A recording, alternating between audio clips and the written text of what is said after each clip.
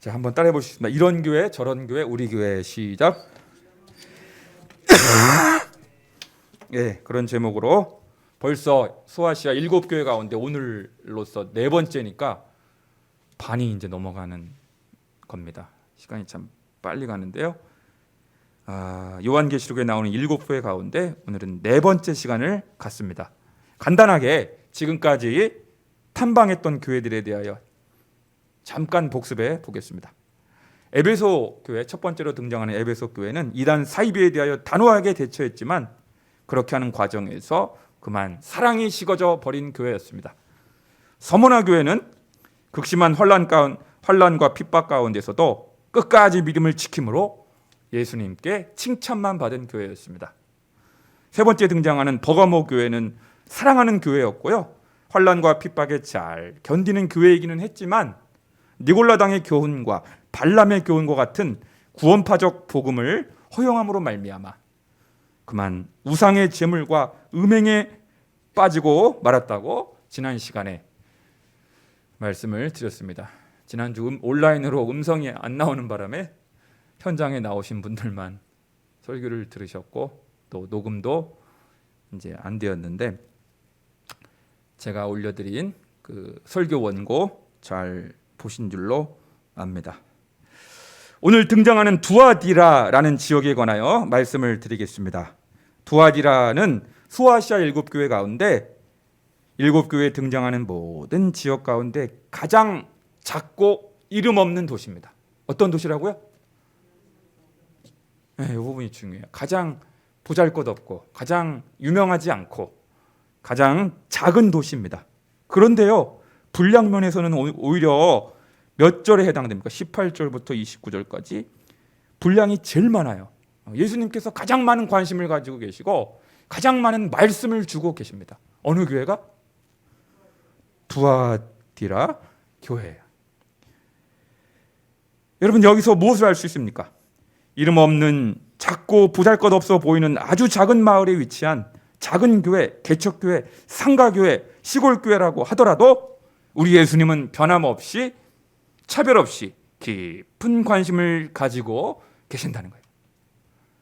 우리 예수님은 큰 교회만 관심을 가지시고 주목하는 것이 아니라 아주 작고 교인 수가 많지 않더라도 작은 교회에도 동일한, 아니 어떤 의미에서보다 더 많은 관심을 갖고 계세요. 더 많은 애정을 갖고 계셔요. 이게 바로 오늘 두아디라 교회를 향하신 우리 주님의 말씀 가운데 주시는 귀한 통찰입니다. 말씀을 묵상하면서 제가 위로를 받았어요. 우리 주님이 큰 교회만 관심이 많은 것이 아니라 아주 작고 보잘것없는 교회라고 하더라도 거기에서 믿음 생활하고 있는 목회자와 성도들을 애정을 갖고 주목하시고 관찰하고 계시고 감찰하시고 오히려 많은 말씀을 베풀어 주신다. 할렐루야, 할렐루야. 그러니까요, 우리는 대개 눈에 띄는 큰 교회에 이름 있는 목사일 경우 주변에서 보는 눈이 하도 많다 보니까 언행에 조심하지 않을 수가 없지 않습니까?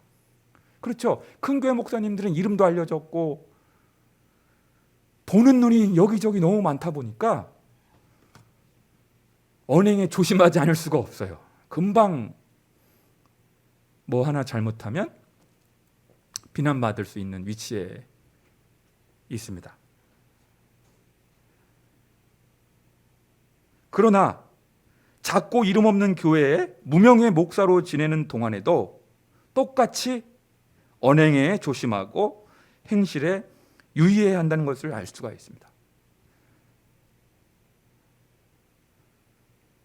왜냐하면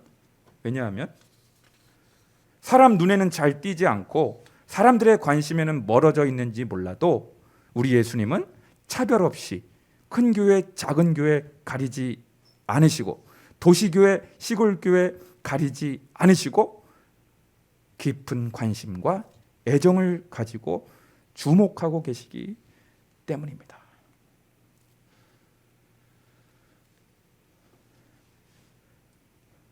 이러한 점을 전제하시고 우선 오늘 본문에 등장하는 두아디라 교회가 위치한 그 지역적 특징을 하나 더 말씀을 드리겠습니다. 두아디라 교회는요, 버가모 교회의 동남쪽 72km 지점에 위치했고요. 버가모 교회와 사대 교회 중간 지점에 자리 잡고 있는 작은 상공업 도시입니다. 특히 산업적으로 직조업과 염직업이 성행하였습니다. 여러분께서 잘 아시는 사도행전 16장에 자주장사 루디아가 나오죠. 사도행전 16장에 자주장사 루디아가 바로 이 두아디라 출신입니다. 두아디라 출신. 자주가 뭐예요, 여러분? 자주장사할 때 자주. 자주빛을 띠는 명주를 말합니다. 명주실, 명주옥감. 그런데요, 여러분, 중고등학교 시절에 학교에서 배운 여러분 길드를 기억하십니까? 길드. 생각나요? 세계사 시간에 배웠던 길드. 중세 서유럽의 동업조합. 고등학교 때 이거 배우는 내용인데. 길드. 가령 제가 예를 들어서 쉽게 설명해 드릴게요. 우리나라에도 보면요, 식당을 운영하는 분들의 전국 조직이 있죠. 뭡니까? 전국 요식업 중앙협회를 만들어요. 그러니까 식당 운영하는 사람들끼리 단체를 만들어요. 동종 업종만. 그게 바로 전국 요식업 중앙협회 같은 거예요. 그런 것처럼 이 당시 직조업과 염직업이라는 동종 업종에 종사하는 분들의 전국적 조직을 말합니다. 그게 중세 서유럽에 존재했던, 우리가 고등학교 때 배웠던 길드입니다. GUILD. 길드. 생각나죠? 그러니까 같은 업종에 종사하는 사람들끼리 모임을 만든 거예요. 친목단체, 연합조직을 만들어서 평소에 회비를 걷어요. 얼마씩 회비를 걷어가지고 경조사가 있으면 서로 상호 부조를 하기도 하고, 또 정치 경제적으로 식당업에 종사하는 분들의 목소리를 내야 할 때가 있단 말이에요. 그때 그 목소리를 대변하는 조직. 그게 바로 중세 서유럽에 있었던 길드입니다. 그러니까 자주장사, 염직업, 또 직조업에 종사하는 사람들끼리 전국 연합조직을 만든 거예요. 그게 바로 길드입니다. 그러니까 이 두아디라 지역에 바로 이 길드라고 하는 조직이 있었던 거예요. 이거 아셔야 됩니다. 오늘 설교를 이해함에 있어서. 그런데 그리스도인으로서 염직업과 직조업을 종사하면서 이 길드에 가입한 회원이 있을 거 아닙니까? 그렇죠? 그렇죠? 그런데 이 길드라는 그래서 장사가 잘 되라고 연초에 뭐를 하죠? 우리가 고사를 지내잖아요. 돼지머리 앞에 놓고 안 믿는 사람들이 장사 잘 되라고, 사업 잘 되라고, 번성하라고 돼지머리 놓고 거기다가 10,000원짜리 입에다가 꽂아놓고 제사 지내잖아요. 공동제사. 한번 따라해. 공동제사. 공동으로 연합으로 제사를 드리는 거예요. 그리고 제사를 다 지내고 난 후에 뒤풀이로 술자리를 공동 주연을 베풀게 됩니다. 술을 같이 마시는 거예요.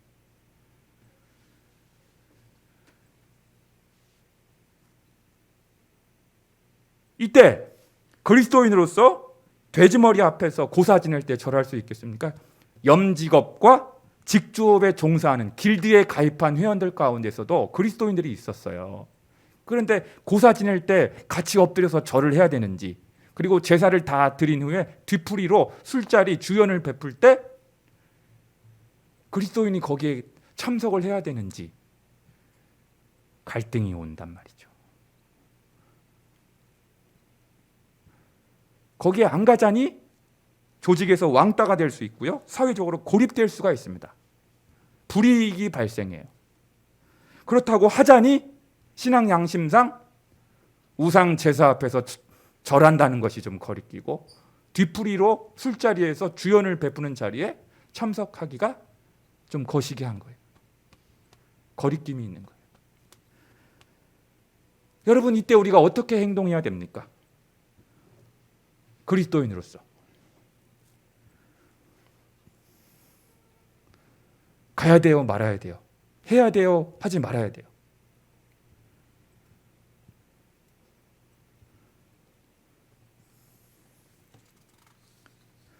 아마도 두아디라 교회의 성도들 가운데 적지 않은 상당수가 적당히 타협했던 것 같습니다. 뭐 그렇게 깐깐하게 믿을 필요 있나? 뭐 그렇게 율법적으로 신앙생활할 필요가 있겠나? 하면서 같이 어울린 거예요.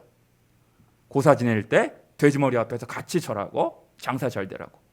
또 우상 제사도 드리고 제사를 다 드린 후에 술자리에도 같이 참여하면서 어울린 거예요. 그래야 왕따가 안 되니까, 그 조직에서 사회적으로 불이익을 당하지 않기 때문에 어울린 겁니다. 참석을 한 거예요.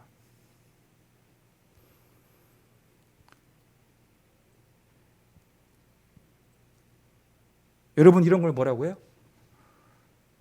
적당주의라고 합니다. 타협주의라고 하고 혼합주의라고 합니다.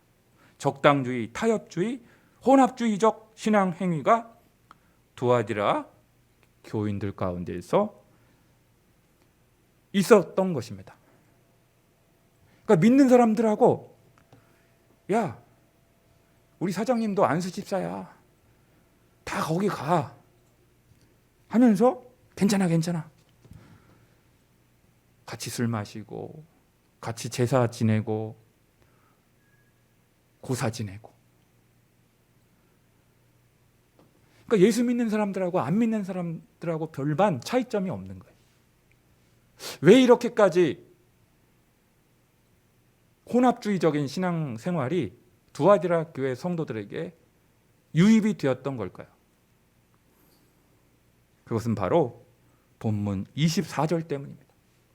여러분, 24절이 오늘 한번 봐주실래요? 요한계시록 2장 24절. 24절. 다 같이 우리 가정에 계셔서 온라인으로 참석하시는 우리 성도님들도 24절 우리 다 같이 함께 읽겠습니다. 시작. 두아디라에 남아있어 이 교훈을 받지 아니하고 소위 사탄의 깊은 것을 알지 못하는 너희에게 말하노니 다른 짐으로 너희에게 지을 것이 없노라. 거기 보면 중간에 사탄의 깊은 것, 밑줄 쳐보세요. 사탄의 깊은 것. 사탄의 깊은 것을 알지 않다, 이런 표현이 나와요. 여러분, 사탄의 깊은 것을 안다는 말은 무엇입니까? 저를 봐주실까요? 사탄의 깊은 것을 안다는 것은, 여러분, 사탄도 깊이 알아야 된다는 거예요. 귀신도 우리가 하나님만 알아야 되는 것이 아니라 사탄도 우리가 알아야 된다는 거예요. 우리가 사탄도 경험해보고 귀신도 경험해보고 마귀도 경험해보고 알아야 된다는 거예요. 알아야 된다는 거예요. 알아야 면장을 할 거 아니에요. 그러니까 사탄을 알기 위해서, 사탄을 깊이 알기 위해서, 귀신을 깊이 알기 위해서, 악령들을 깊이 경험하기 위하여 우리가 죄악의 깊이를 알아야 한다는 가르침이에요. 죄도 접어야 된다는 거예요, 여러분. 죄악을 알아야 한다. 죄악을. 이해되십니까? 아니, 순진하게 하나님만 알고 예수님만 알고 성령님만 알고 그런 쑥맥 같은 사람이 되지 말고 사탄의 깊은 것도 알아야 된다. 마귀도 알고 귀신도 알고 악령들도 알고 죄악의 깊이를 알아야 하나님의 은혜를 충분히 식별할 수가 있다는 거예요. 그러니까 잘 들어보세요. 그럴듯해요, 여러분. 빛 되신 하나님을 알기 위해서는 어둠에도 한번 참여해봐. 어둠에 속한 일도 알아보고 경험해보고 저질러보고 참석해봐야 빛 되신 하나님을 역설적으로 알 수가 있다는 거예요. 제가 막 계속 설명하니까 그럴듯하죠. 제가 계속 설명하니까 이게 바로 두아디라 교회 성도들을 혼란시켰던, 혼란케 하고 갈등케 했던 이세벨의 가르침인 거예요. 이세벨의 가르침.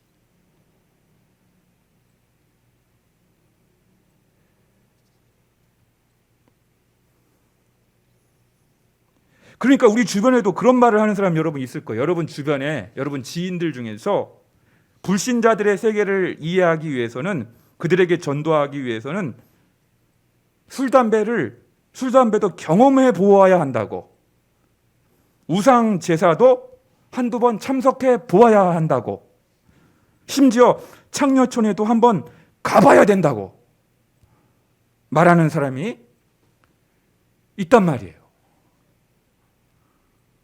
어둠에 속한 일도 한번 해봐야 얼마나 하나님이 빛되심을 알 거 아니에요. 그러니까 죄악도 알아야 된다. 죄악을 저질러 봐야 된다.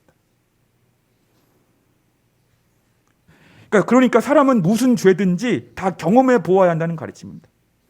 죄를 경험해 보지도 않고 깨끗한 영혼만 지닌 쑥맥 같은 사람보다는 온갖 죄를 다 짓고도 그 영혼이 깨끗한 사람이 더 온전한 사람이라는 그럴듯한 가르침을 말하는 겁니다.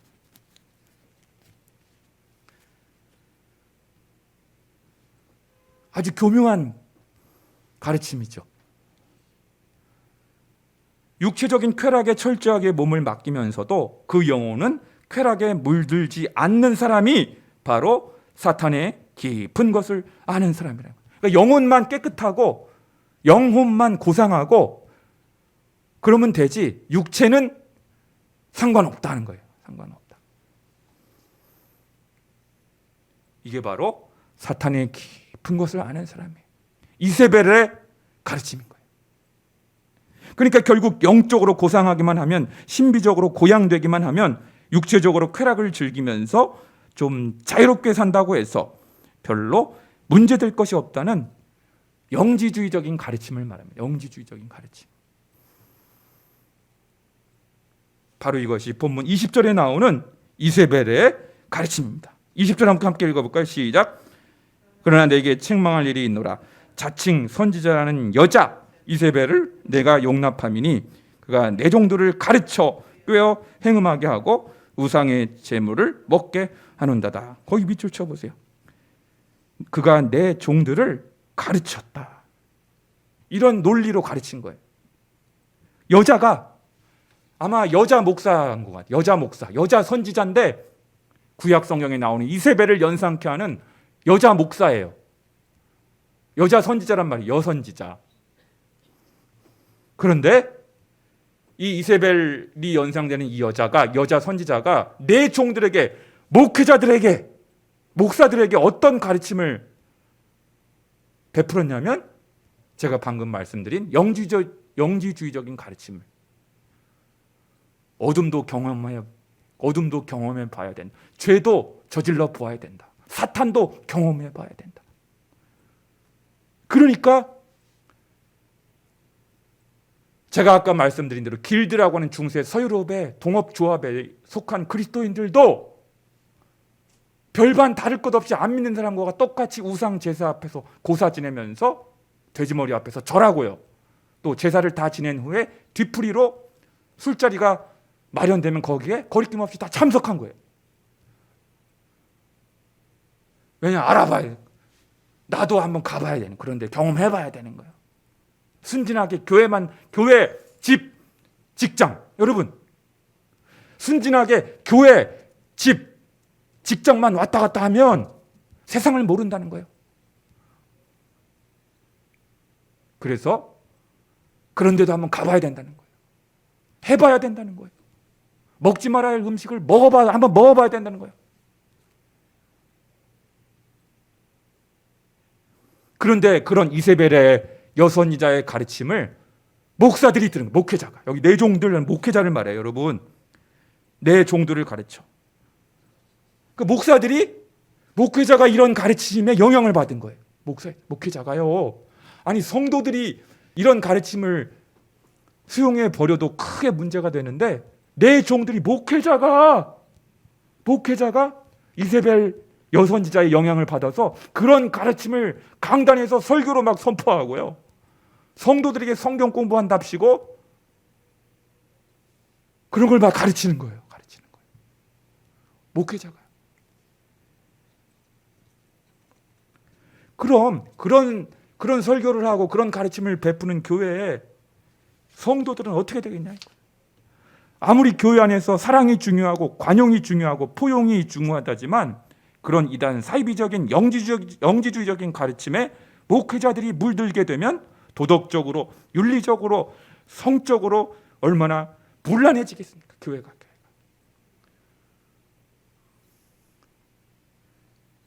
목회자가 그런 가르침을 강단에서 선포하게 되면요, 그런 설교를 듣는 성도들은 얼마나 도덕적으로 해이해지겠습니까?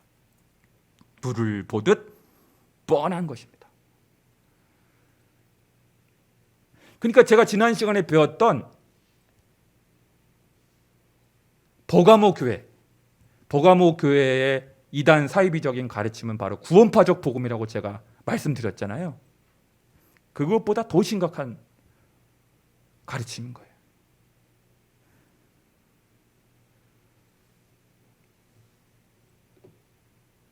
심각하죠. 여러분 심각해요? 안 심각해요?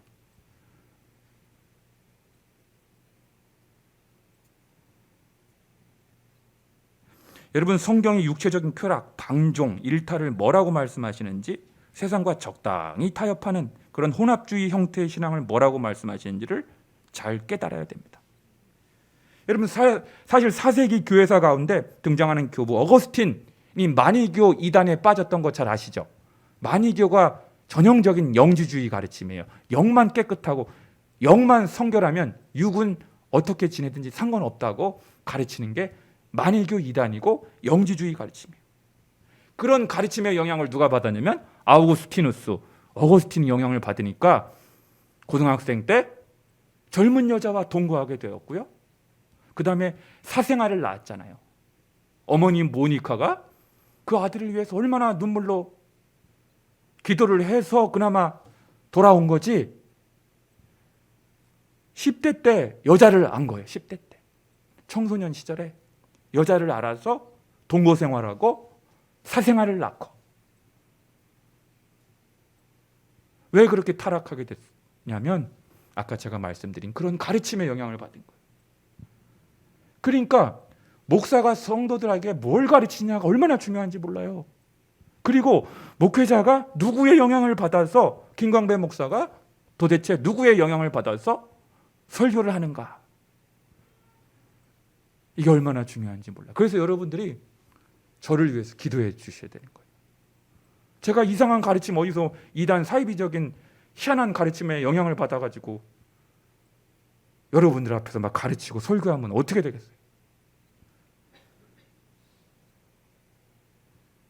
다행히 어거스틴의 경우에는 결정적으로 회심을 했는데 바로 로마서 13장 12, 13, 4절 12, 13, 14절을 한번 읽게요. 여기 책갈피하시고 로마서 13장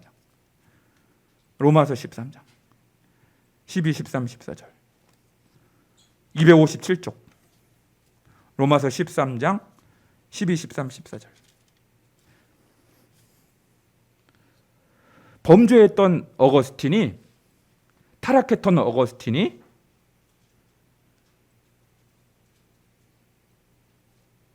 탕자처럼 지냈던 어거스틴이 이 말씀을 받고 변화됐잖아요. 회심했잖아요. 주님께로 돌아왔잖아요. 로마서 13장 12, 13, 14절. 우리 함께, 가정에 계신 분들도 이 자리에 계신 분도 함께 읽겠습니다. 시작. 밤이 깊고 낮이 가까웠으니 그러므로 우리가 어둠의 일을 벗고 빛의 갑옷을 입자.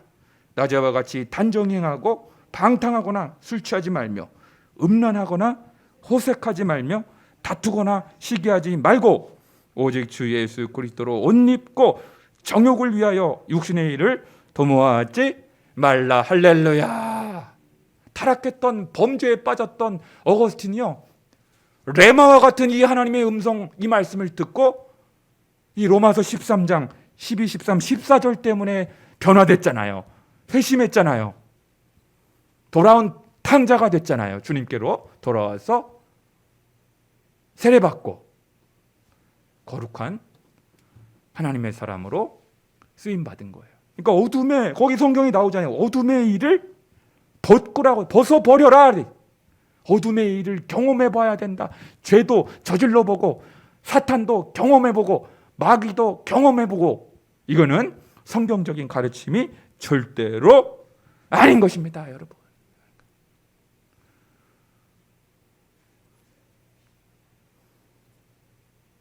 아닌 거예요. 사도 바울도 갈라디아서 5장 13절을 통해 이렇게 가르칩니다. 형제들아, 너희가 자유를 위하여 부르심을 입었으나 그러나 그 자유로 육체의 기회를 삼지 말고 오직 사랑으로 서로 종노릇 하라.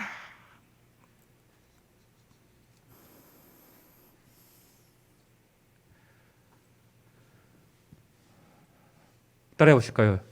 죄에 대해서는 미련한 것이 낫습니다. 성경은요, 선한, 로마서 16, 19, 로마서 16장 19절. 선한 데는 지혜롭고 악한 데는 미련하라. 이게 성경의 가르침이에요. 선에 대해서, 선한 일에 대해서, 하나님에 대해서, 예수 그리스도에 대해서, 성령님에 대해서, 교회에 대해서, 하나님 나라에 대해서는 깊이 알아가야 되지만 악한 데에 대해서는 미련하라라고 돼요. 미련하라. 죄 짓는 것에 대해서는 미련하고, 사탄에 대해서 아는 것도 미련하고, 어둠에 속한 일도 모르는 게 나은 거예요, 여러분. 모르는 게 나아요. 뭐 해보기는. 모르는 게 나아요.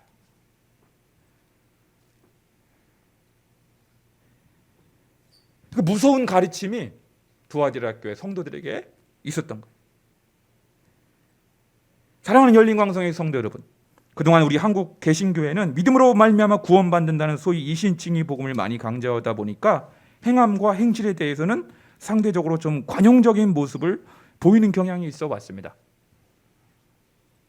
그런데 우리 예수님께서 행함과 행실에 관해 어떤 입장을 보이시는지 주의 깊게 보아야 합니다. 본문 23절로 다시 돌아오. 요한계시록 23절. 23절 시작.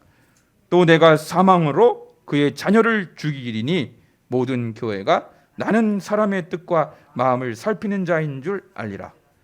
내가 너희 각 사람의 행위대로 갚아주자. 밑줄 치세요. 내가 너희 각 사람의 행위대로, 저질렀던 행위대로, 저질렀던 행실대로 그대로 고스란히 갚아주겠다.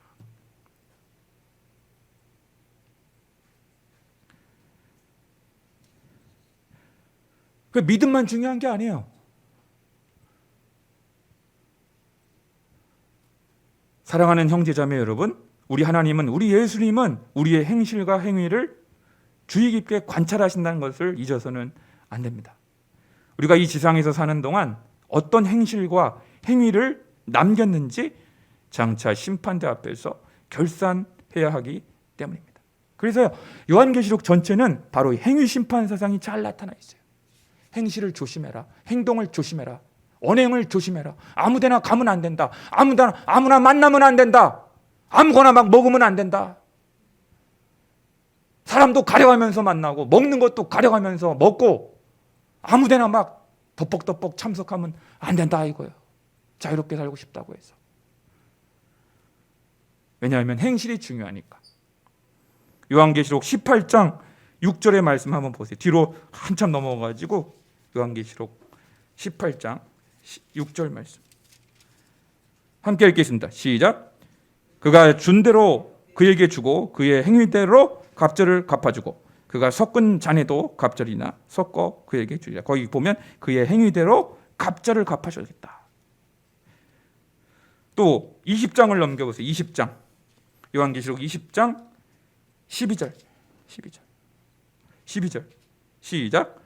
또 내가 보니 죽은 자들이 큰 자나 작은 자나 그 보좌 앞에 서 있는데 책들이 펴 있고 또 다른 책이 펴졌는데 곧 생명책이라. 죽은 자들이 자기 행위를 따라 책들에 기록된 대로 심판을 받으니. 자기 행위를 따라 심판을 받는다. 자기 행실을 따라 심판받는 거예요. 요한계시록 22장 한번 보세요. 마지막 장, 성경의 마지막 장. 요한계시록 22장. 요한계시록 22장 12절. 다 함께 시작. 보라, 내가 속히 오리니 내가 줄 상이 내게 있어 각 사람에게 그가 행한 대로 갚아주리라. 요한계시록은요, 일관되게 행위를 강조해요. 뭐 믿음으로 구원받는다, 은혜로 구원받는다, 그런 사도 바울적인 그런 복음이 없어요. 여기에 요한계시록은요 하나도 안 나와요. 오히려 행실이 중요하다, 언행이 중요하다, 행동이 중요하다. 너희들의 행위대로 내가 갚아주겠다. 여러분, 요한계시록만 이런 말씀이 있는 게 아닙니다. 성경의 나머지 말씀도 이렇게 나옵니다. 예레미야 17장 10절에 이렇게 말씀합니다.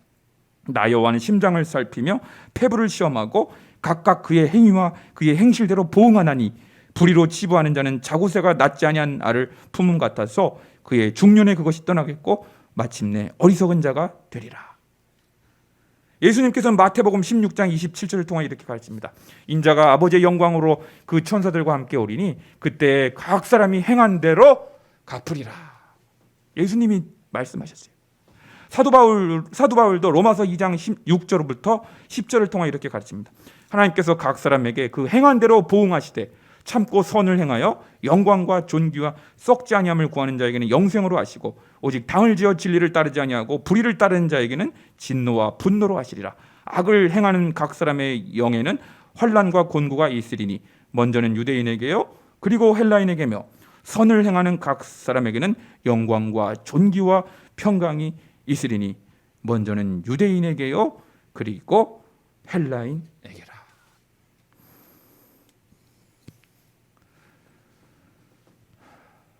따라해볼까요? 선행만 해도 시간이 부족합니다. 시작. 착한 일, 선행만 해도 너무너무 시간이 부족한데 악행에 가담할 시간이 어디 있겠어요? 어디 있겠어요? 이게 성경의 가르침인데 아주 교묘한, 아주 교활한 가르침이 두아디라 교회 성도들을 혼란케 하고 범죄케 하고 마귀짓을 하게 만들고 육체적인 쾌락과 방종과 일탈에 빠지게 하고 행음케 하고 우상 제물을 덮벅덮벅 먹게 만들고.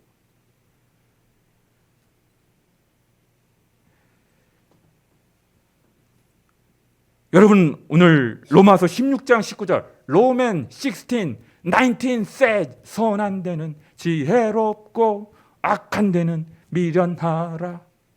평강의 왕이 속히 사단을, 그 찬양이 있단 말이에요. 복음성가. 이 말씀은 꼭 기억해 주세요. 오늘 다 잊어버려도 좋아요. 온라인 오프라인 우리 성도님들 다 잊어버려도 돼요. 이것만 기억해 주세요. 로마서 16장 19절 로만 16, 19 says. 한번 해볼까요? 선한 데는 지혜롭고 악한 데는 미련하라. 할렐루야. 그러니까 죄도 경험해 봐야 되는 거예요? 아닌 거예요, 여러분. 어둠에 속한 일도 경험해 봐야 되는 거예요? 아닌 거예요. 술, 담배도 한번 펴보고 마셔봐야 되는 거예요? 아닌 거예요. 나이트에도 한번 가봐야 되는 거예요? 아닌 거예요. 아닌 거예요. 아닌 거예요. 아닌 거예요.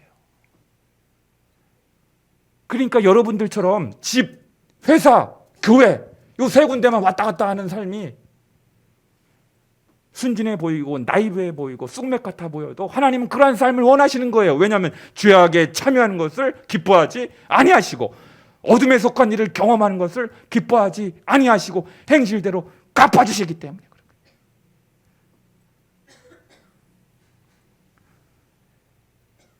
그러니까 여러분 손해본다고 생각하지 마세요. 집과 교회와 직장만 왔다 갔다 하면서 살아왔다. 그거 손해보는 거 아닙니다. 하나님이 기뻐하시는 삶인 거예요. 아멘. 그러므로 우리에게 경험만큼 좋은 스승은 없다고 하여서 그렇다고 죄악까지 경험해 볼 필요는 전혀 없습니다. 사단의 깊은 것을 알 필요 없어요. 하나님을 아는 데에도 시간이 부족한데 사탄까지 알 필요가 뭐가 있어요? 여러분 귀신을 알아서 뭐 하려고요? 악령을 경험해 봐가지고 뭐 하려고? 여러분의 신앙생활에 전혀 도움 안 됩니다. 덕이 안 돼요. 유익이 없습니다. 창조주 하나님을 깊이 알아가는 것이 중요하지 사탄을 깊이 알 필요 없습니다. 선행에 대해서는 민감하시되 죄악에 대해서는 둔감한 것이 좋습니다. 죄악을 피하려다가 그만 때로 왕따가 되고 사람들의 관계망에서 소외가 된다고 하더라도, 심지어 경제적인 손실과 불이익이 따른다고 하더라도 우리는 그러한 삶을 묵묵히 살아내야 합니다. 우리 안에 적당주의, 타협주의, 혼합주의적 모습이 사라지고 전심으로 하나님만 사랑하며 온갖 우상을 멀리하십니다. 어디에 있든지 누구를 만나든지 무슨 일을 하든지 하나님 앞에서 정결하고 성결한 삶, 바로 코람데오의 삶을 더욱 간절히 추구하실 수 있기를 우리 주님의 이름으로 간절히 축복합니다. 기도하겠습니다.